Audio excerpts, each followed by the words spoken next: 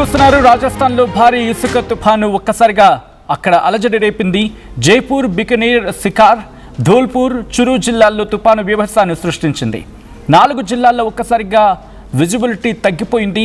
దట్టమైన దుమ్ముతో జనం తీవ్ర అవస్థలు పడ్డారు.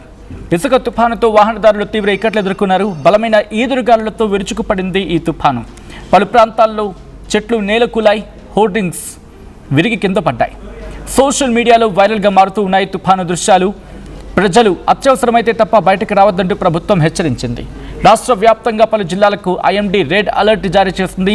విజువల్స్ మీరు చూస్తూ ఉన్నారు. ఏకంగా 1 కాదు 2 కాదు 100 అడుగుల మేర నిశ్శబ్ద తుఫాన్ ఇది. ఈ కథను మిమ్మల్ని కాస్త కలవరపరచొచ్చు. అయితే మిమ్మల్ని కలవరపాటుకు గురి చేయడం ఆర్టీవీ ఉద్దేశం కాదు. కానీ ఇటువంటి కథలను చూస్తున్నప్పుడు కాస్త కలవరపాటు గురి అవకాశం ఉంటుంది. కాబట్టి దీనికి సంబంధించి తగిన జాగ్రత్తలు తీసుకోవాలని ఆర్టీవీ సూచించడం జరుగుతోంది. This is a disturbing content. Video description is highly advised. ఒక్కసారి విజువల్స్ చూద్దాం.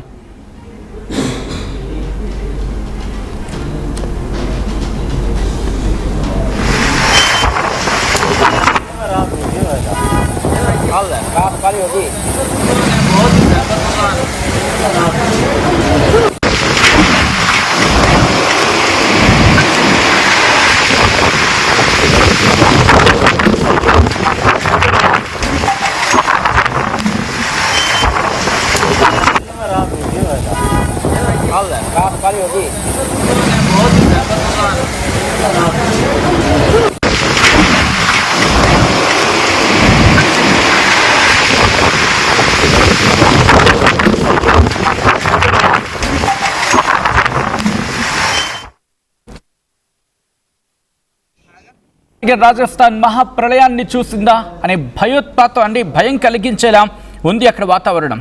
ఆ విజువల్స్ చూస్తే మీకు అర్థమవుతుంది ప్రస్తుతం ఎటువంటి పరిస్థితి ఉంది అటు రాజస్థాన్తో పాటు ఆ పరిసర ప్రాంతాల్లో. ఎందుకంటే భీతవాహ పరిస్థితి. 1 కాదు 2 కాదు ఏకంగా 30 నిమిషాల పాటు ఇసుక తుఫాన్ అక్కడ బీభత్సాన్ని సృష్టించింది. ఎక్కడ చూసినా చుట్టూతా ఇసుకే ఇళ్లలోకి చొచ్చుకొచ్చింది.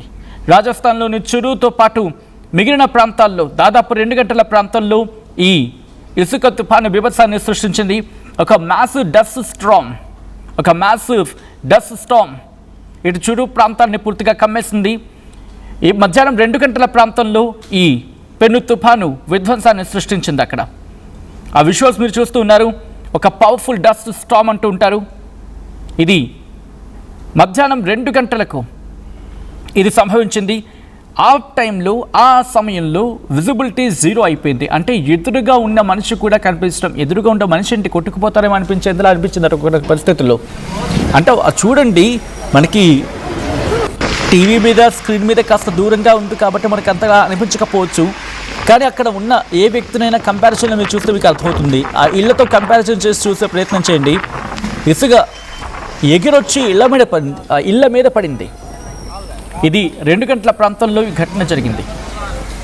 ఆ విజువల్స్ మీరు చూస్తున్నారు. రాజస్థాన్ వాసులు ఒక్కసారిగా భయభ్రాంతులకు లోనయ్యారు. ఏం జరుగుతుందో అర్థం కాక వాళ్ళంతా ఊపిరి బిగపట్టుకొని ఇంట్లో కూర్చున్నారు. ఇప్పటికీ టెంపరేచర్స్ చాలా దారుణంగా పెరిగిపోతున్నాయి అక్కడ. మరి ముఖ్యంగా 10 డిగ్రీలు పడిపోయింది. అంటే ఎండ అదే స్థాయిలో ఉంది. అండ్ ప్రస్తుతం ఇప్పుడున్న పరిస్థితులు కూడా అలాగే ఉన్నాయి. ఆ విజువల్స్ మీరు చూస్తూ ఉన్నారు ఆర్టీవీ స్క్రీన్ మీద. ఇండియన్ మెట్రలాజికల్ డిపార్ట్మెంట్ రాజస్థాన్కి ఇప్పటికే నార్మల్ మాన్సూన్ ఈ సీజన్లో ఉండే అవకాశం ఉందని చెప్పుకొచ్చిన తర్వాత ఎల్నినో ఎఫెక్ట్ కూడా ఉంటుందని చెప్పుకొచ్చింది. మరి ముఖ్యంగా జూన్ ఆ ప్రాంతంలో.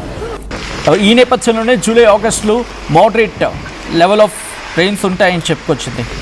టెంపరేచర్స్ 2 నుంచి 10 డిగ్రీలు పడిపోయింది. ఇంకొన్ని సందర్భాల్లో స్టీప్ డిక్రీస్ ఉంది. అయితే 1 గంట పాటు మాత్రం శుక్రవారం ఇది సంభవించింది. శనివారం కూడా దీని ఎఫెక్ట్ ఉండింది.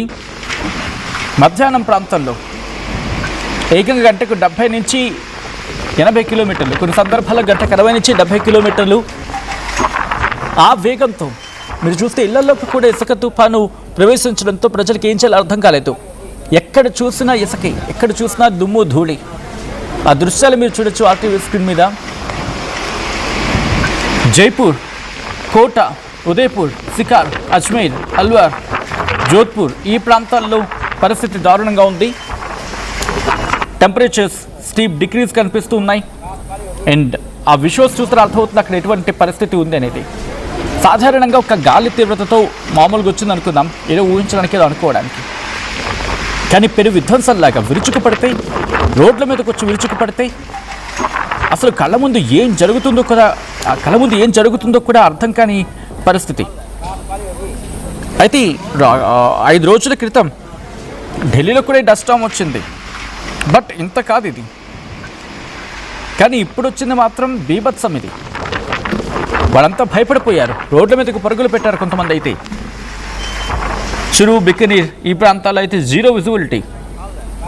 రాజస్థాన్లో రాకాసి తుపాను బీభత్సాన్ని సృష్టించింది. చిరు జిల్లాలో ఇసుక తుపాను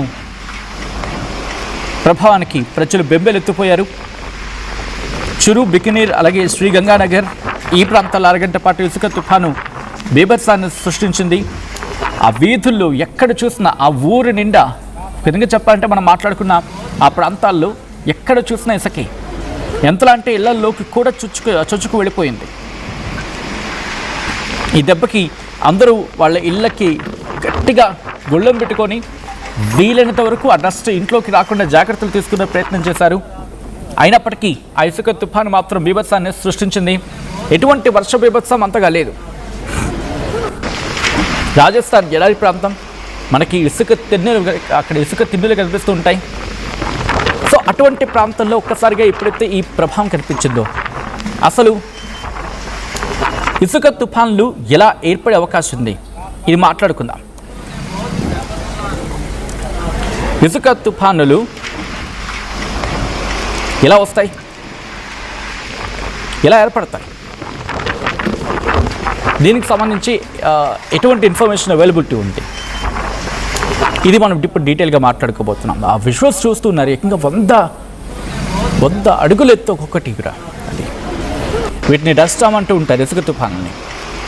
పవర్ఫుల్ ఎడార్లు లేకపోతే బాగా ఎండిపోయిన మైదాన ప్రాంతాల్లో బలమైన గాలులు వీచినప్పుడు ఇవి ఏర్పడతాయి. సో వీటికి ప్రధాన కారణం ఏంటంటే ఒక 3 కారణాలు ప్రధానంగా ఉంటాయి.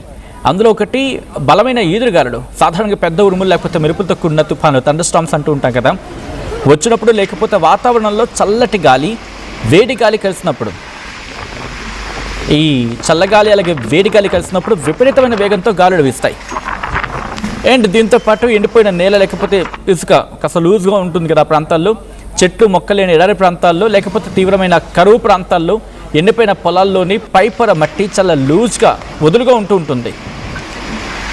కాబట్టి దీన్ని పట్టించేందుకు వృక్ష సంపద సరిపోదు, అక్కడ ఏ వృక్ష సంపద ఉండదు. కాబట్టి అటువంటి చోటు ఏర్పడినా ఈ డస్ట్ స్టార్మ్స్ ఏర్పడతాయి. అండ్ ఇంకోటి ఏంటంటే గాలి వేగాన్ని అడ్డుకోవడానికి కొండలు లేకపోతే దట్టమైన అడవులు లాంటి విశాలమైన మైదానాలు లేవు అనుకోండి, ఇసుక తుఫాన్లు మరింత పెద్దగా ఏర్పడడానికి అవకాశం ఉంటుంది. ఈ దాదాపు గంటకు 30 నుంచి 40 కిలోమీటర్ల వేగంతో గాలులు వచ్చినప్పుడు నేలపై ఉన్న ఇసుక గాల్లోకి లేవడం స్టార్ట్ అవుతుంది. దీంట్లో 2 ఉంటాయి. ఒకటి సాల్టేషన్ అంటే ఎగరడం, రెండవది సస్పెన్షన్ అంటే గాలి వేగానికి మొదట కాస్త పెద్దగా ఇసుక రేణువులు పైకి లేస్తాయి, కొద్ది దూరంలో వెళ్ళి మళ్ళీ కింద పడతాయి.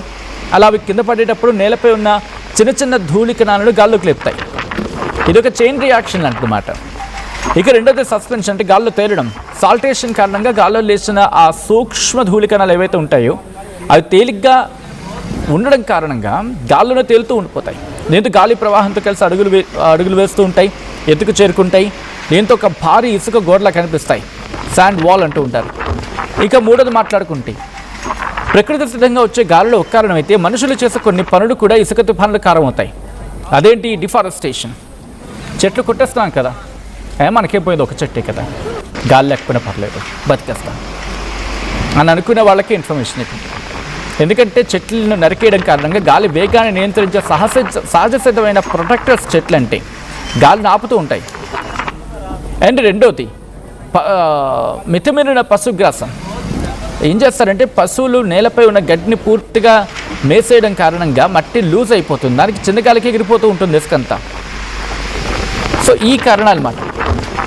ఈ కథనం మిమ్మల్ని కాస్త కలవరపరచవచ్చు, అయితే మిమ్మల్ని కలవరపడి గురించడం ఆర్టీవీ ఉద్దేశం కాదు. కానీ ఇటువంటి కథనాలు చూసినప్పుడు కాస్త కలవరపడే అవకాశం ఉంటుంది. కాబట్టి దీనికి సంబంధించిన జాగ్రత్తలు తీసుకోవాలని ఆర్టీవీ సూచించడం జరుగుతుంది. This is a disturbing content, your description is advice. ఒక్కసారి ఆ దృశ్యాలు చూద్దాం.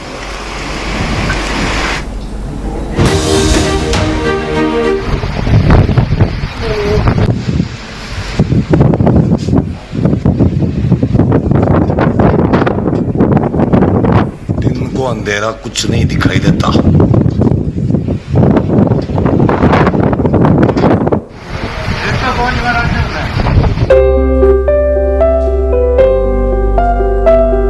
చిన్న చిన్న ఆనందాలు 35 ఏళ్లుగా నా జీవితంలో లేవు. 35 ఏళ్లుగా నేను డైపర్లలో బ్రతికాను. 6 సెంటీమీటర్ల ఫిస్టులా నా మూత్రాశయంలో లీక్ కారణమైంది. ఎవరూ నాకు సహాయం చేయలేకపోయారు. AINUలో వైద్యులను కలిసే వరకు.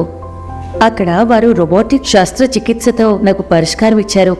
వారు నా ఆత్మవిశ్వాసాన్ని కూడా తిరిగిచ్చారు. Precision care makes it possible. The Center for Robotic Surgery at AINU